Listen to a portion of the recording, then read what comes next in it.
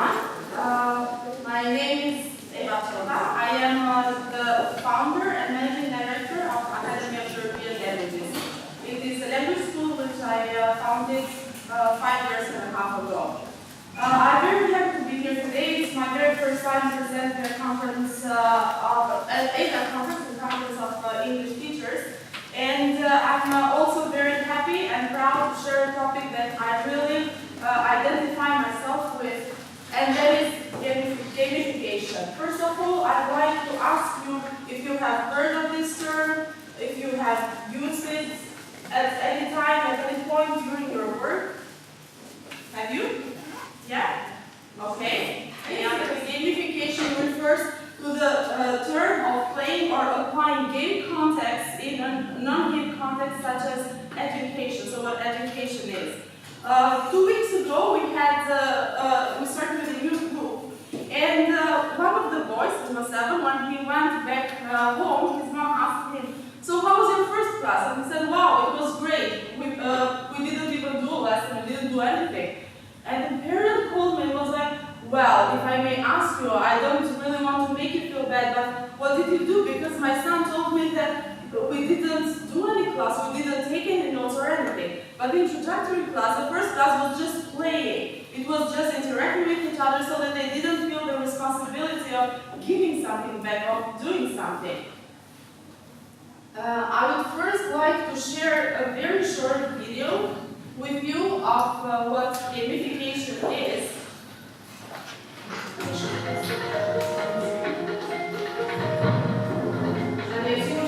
Gamification, by definition, is the use of game design and mechanics to enhance non-game context. After all, people currently spend 3 billion hours a week playing video and computer games. From an educational context, incorporating game elements into lesson plans to motivate students and make learning enjoyable is hardly new. But as gaming technology grew more sophisticated, there came the introduction of serious games based on strategy, time management, and role-playing elements, further enhancing the potential offered by gamification. Gamification focuses on extracting the underlying principles of games and asking whether an education experience can be reconfigured to build on those principles. A successful gamification program will use 4 freedoms of play. The freedom to fail, allowing mistakes to be made with little consequence. The freedom to experiment, allowing players to explore and discover new strategies and pieces of information. The freedom to assume different identities, encouraging players to see problems from a different perspective. And the freedom of effort, with games that allow players to go through periods of intense activity and relative inactivity. In 2009, the New York City-based Institute of Play established 2 fully gamified high schools under the principles of gamification. For many classes, the activities are not internet-enabled, but involve role-playing and classroom exercises. Gamification is not a universal panacea. It is vital to ensure that students are not isolated by the technology, nor do they tumble into the pitfall of expecting immediate rewards for their efforts, but instead find value in learning itself. If gamification is to provide value to schools, projects must be carefully designed to address valid challenges for the schools, focusing on specific areas where gamification can provide the maximum value.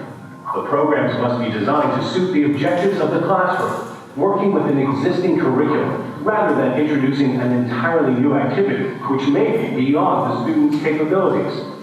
The system requires a strong commitment of both time and money, with administrative support beyond the first attempt to take gamification from a trial concept to a platform, and subsequently refining it. The right mechanisms should be chosen for the class, targeting the right students, which often is the most challenging element. In tandem with the creation of gamified projects, meaningful assessments of whether they are achieving their aims must be developed. The combination of an increased focus on student engagement and the possibilities provided by digital learning make gamification a powerful tool for educators. However, it is a tool that must be implemented carefully. Ultimately, gamification should make learning fun rather than sugarcoating what could be seen as a bitter but necessary experience.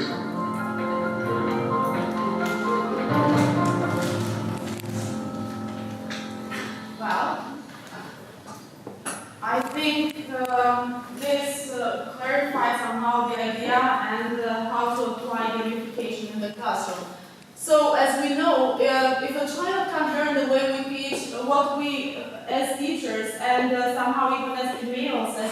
we are. Sometimes we will try to be more empathetic and try to teach how they learn. How do children learn best? We know children learn best by doing. They learn best by being part of everything that they are taught to learn, that they are taught to do. And it is all about performing it themselves, being part of the learning process themselves, trying it and failing it, and while failing, being encouraged to try again and not pointing that out as a weakness. And we don't, even us as teachers, we must also enjoy doing it ourselves. It is, let's think it from the point of view of satisfaction that we get. Let's think of the child that is within us every day, and let's think of how playful even we become, that playing time that we also need as teachers. So we become one with them. And, well, sometimes we find it very difficult to play. I have found it myself. I have realized it even with teachers myself. When I have been a student, sometimes teachers find it irrelevant to play because it's like we're grown-ups. But we're grown-ups, but we must never forget of the kid that is always within us. So let's try to reveal that and let's make it known to students and let's let them know that we have also been their age, their time, their position, and we will do what they like to do. Or let's also recall of the times of how we would like to have learned when we were kids, and this will facilitate more our work and their learning process. There are several benefits that we must consider while teaching through games and while playing. And first of all, we must consider their mental skills. What happens? When it comes to playing, the first thing is that children collaborate, they cooperate with each other, and they develop a sense of engagement. They develop a sense of concentration, which is what we seek, what we as teachers seek a lot. So basically, if we know our kids are going to play, we know that they're not, even the most troublesome kid in our class is not going to be talking to the kids, to the friend who is next to them, is not going to check on their mobile phone, or is not going to make those abstract sketches on their books, or they're not the worst scenario going to be drawing on their table, because they will be interested in what is going on in playing.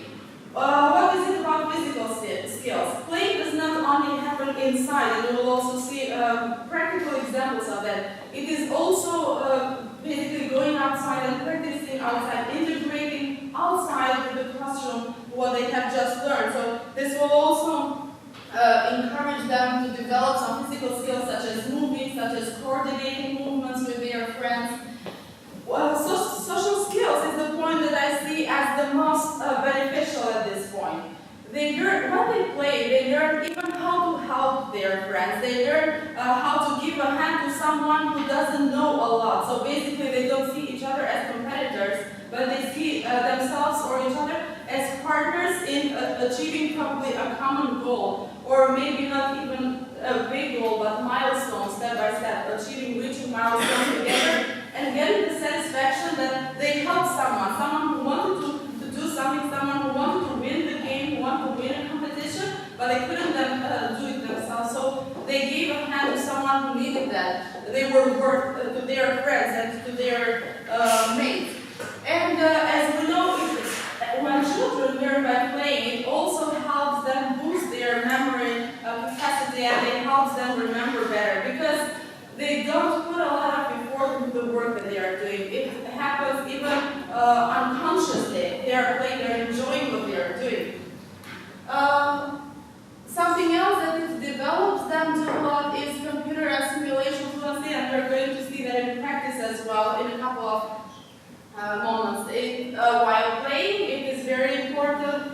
We notice that they develop a very good sense of coordination with their partner that they have next to them, and also broader, like their team and their group.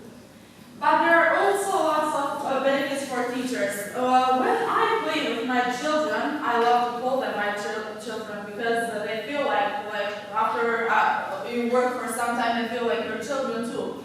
It is very important for teachers to have classroom engagement. I don't think there is any teacher who would like to hear end of the classroom, or I don't know, probably a small chat between kids, it's really bothering, it's concerning, and it's like not only distracting other students, but sometimes even making us as teachers feel unhappy because we are not getting them together on the common purpose that it is, which is learning at this point. Something that I see as probably the most important thing while playing is that it really boosts children's curiosity, and at this point this is probably the best reward that we get while applying gamification in the context of learning. Once they become curious, they'll become more independent. They won't really ask for your help time after time, because once they become curious, they're somehow finding their own path towards a destination, which is not really a destination, because learning is always exploring. But the challenge, the real challenge for us is to make us become curious. And game, to my experience, is really the key to taking them towards that. And to us as teachers, while seeing our children are being playful and are enjoying what they do, it also increases our work satisfaction. And it wasn't further than yesterday. I tried to do with my friends one of the games that we're going to play here with my children. I'm sorry. One of the games that we're going to play here, and I was really surprised to see how they could explain the words to help their friends find what was written behind them, what was written on a piece of paper, the types of explanations. And I was like, wow, I can finally say I have done some good job with them, because time after time you explain and you play games and everything, and they're like just sitting. Okay, fine, so what shall I do with everything you gave to me? So let's go for the best. I'm going to write down and do the homework, but let's go for the best. But once we try to put all that hard work that we do, once we try to put it into a playful context, everything really changes. So we're not just teachers, we're educational rock stars. Our job is such that only time shows what are the benefits and what we are doing best. How can we gamify our work? So how do we gamify it like in everyday context? One of them is to encourage informal learning, and any type of game that is in the context of learning something is basically encouraging informal learning. Gamification in grading, it was really interesting discovering this. If you grade your students from 1 to 10, and 10 is the top mark that they get, try the vice versa, try the opposite. Try grading them like 10 is what they haven't prepared anything, and the more they answer, the more you encourage them, they'll try to reach the 0 point, which is like they will feel they have accomplished everything. So if you just try to explore with the opposite of the conventional way of grading that we are actually used to. We're students with badges. We all know the badges that we keep, like that we have, and sometimes we can get one of them and have students keep one of them every day. And what we do is we probably just draw lines for every good answer that they give, or make a plus or something. This will also serve you as a very good tool to assess, to evaluate their progress in the end, instead of taking a test time after time, or instead of making them sometimes feel under pressure and not willing to participate in class. Integrate educational video games into your curriculum. And you know that attention span is really short, and very often it is important to integrate something different. And steer up competition. But competition, let's forget about competition of one with each other. Competition is like, if we as a group, if our children as a group, yesterday were at like level 2, let's do something to take them all together at level 3, and let's make them see themselves as the number 1 competitor and not the other one who is in front of them, not the friend who is in front of them. I would love to try one of the games with you now. I think all of you have a mobile, right? Yeah? Okay. So I would like you to go on Google and search for Kahoot.it. Do all of you know Kahoot? I don't know how many of you use it in classrooms. High five. Kahoot is one of the best applications that I use. I don't know if you are in.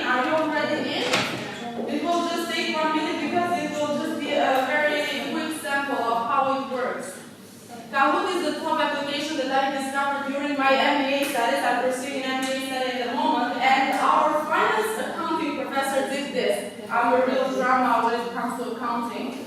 And it really made me love it. So I thought, why not try it with my children? It's like the verb to be. So what you will see now, is a code that will appear here, and you need to insert that code on your mobiles.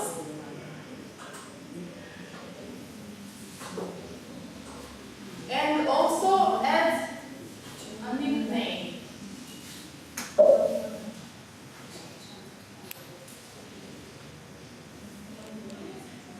So this is the pin that you need.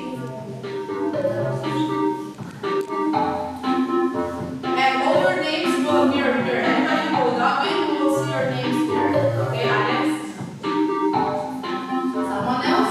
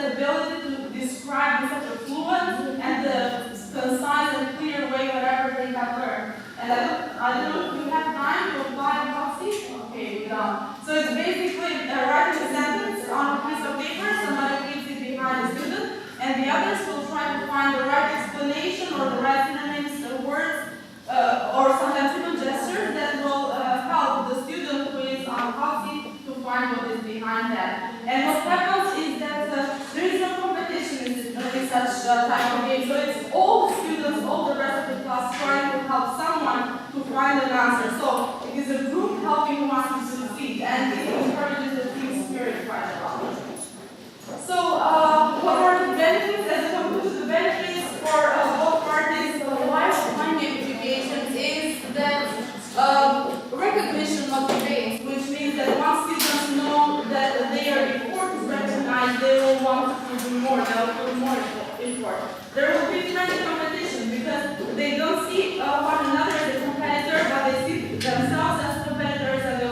better every time. They'll get an intrinsic motivation, so once they have their badges, they'll want to see more pluses or more lines on their badges because they will know, they will remind themselves that they did very well at a time in their class. It will also apply the extrinsic motivation. And one thing that I'll point out here, I also apply with my students, it's like tell them to achieve a goal, basically in the process of learning when they know that they will have to achieve a goal or a milestone, tell them they will do something. And what I do quite often with my students is like, you are free to play your favorite music or to dance at the end of the class, or we can have lunch together after class. And they will feel like they will want to do this because they will have lunch with the teacher. It doesn't happen every day that they have lunch with the teacher or they can share some more moments with their teacher. And as I quite often pointed out, it's about milestones rather than just big goals. So reaching milestones time after time so that they don't feel it's only one thing they have to accomplish, but there are a couple of things and it takes time to do all of them. And in the process of they're getting a lot of satisfaction out of it. This was my presentation in a nutshell. If you have any questions, I'm open. And if you'd love to have the presentation on your email, I will be here attending the other speakers, so I'm very happy to get your emails and send it to you. Thank you.